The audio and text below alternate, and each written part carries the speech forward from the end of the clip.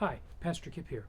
This past week, as you know, we celebrated and commemorated the legacy of the Reverend Dr. Martin Luther King Jr. This past Monday, actually. And Dr. King and his legacy is encapsulated in his famous speech he gave in August of 1963, entitled I Have a Dream. He speaks of having a dream where black children and white children can play together, and he refers to his own children. And then he makes that famous statement about where people would be judged not by the color of their skin, but by the content of their character. Did you know Dr. King is the only American citizen to have a day, a federal holiday, named after them? And it's not because he was assassinated. That could be true for other Americans, such as President John F. Kennedy, or even Malcolm X, or Bobby Kennedy. I mean, you could go on and make a list. But it's because of what he stood for that we commemorate his legacy. And we help people today recognize the beauty and the diversity of God's great big family.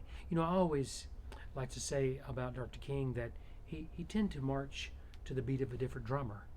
When society and culture seemed to be moving in one direction, he was seeking to challenge it prophetically, to call it in another direction, marching to a beat of a different drummer.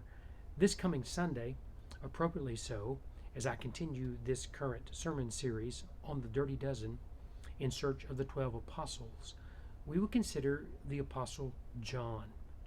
St. John, certainly one of the more famous of the 12 apostles, as we've already considered Andrew and then Matthew and now John. John is an apostle who marches to the beat of a different drummer. While some were going this way, John is seeming to go this way. And the New Testament gospel accounts depict John in a different way than the other apostles. Now, I'll give you an example to illustrate what I'm saying. In the New Testament, there are 4 gospels: Matthew, Mark, Luke, and John. Matthew, Mark, and Luke are known as the synoptic gospels, from the word synopsis, or same, or similar. And they're called thusly the synoptic gospels because they're roughly the same accounts and stories. They overlap. They have different nuances and they tell the story a little differently, but by and large, Matthew, Mark, and Luke cover the same material. They share the same events. They walk through the same narrative about Jesus, his apostles, disciples, and the early church. But John is known as the maverick gospel.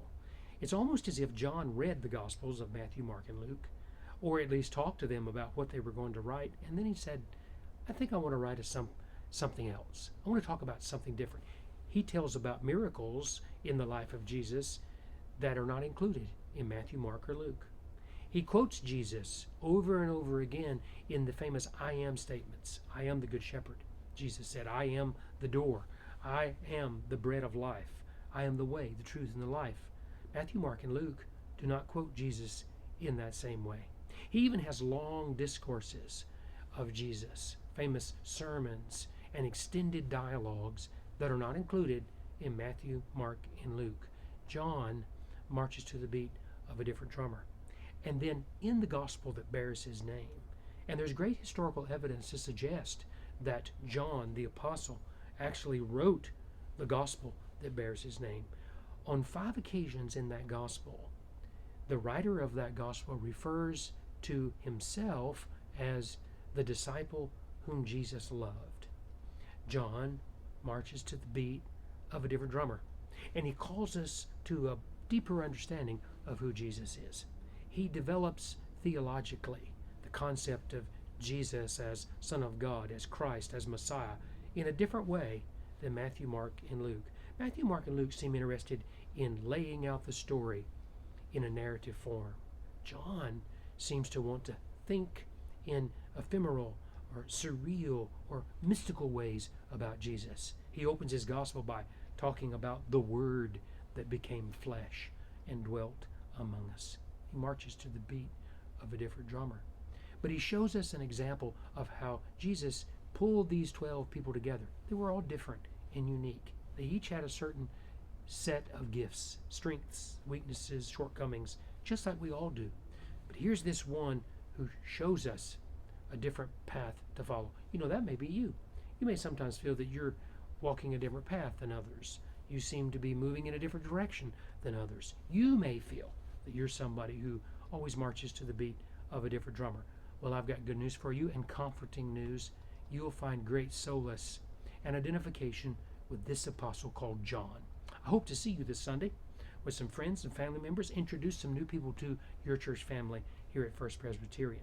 This past Sunday, I met several people who had brought folk with them to say, hey, come and introduce yourself. Let us welcome you and love you in our church family. Hope you'll do that as we move into this new year. Lent is just around the corner. Opportunities of growth like the Institute of Religious Studies that starts next Thursday evening.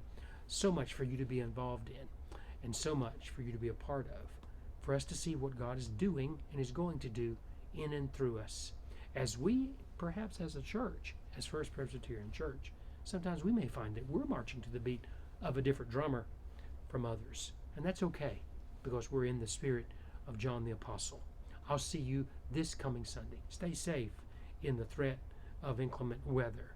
And know this, if weather does preclude us from gathering on Sunday, we'll be sending out information to let you know. We won't leave you hanging. So pay close attention to the church website and to a robocall if we need to do that, because we want to make sure that we're safe, all at the same time we're together celebrating the good work of God's grace among us. I'll look forward to seeing you soon. God bless you.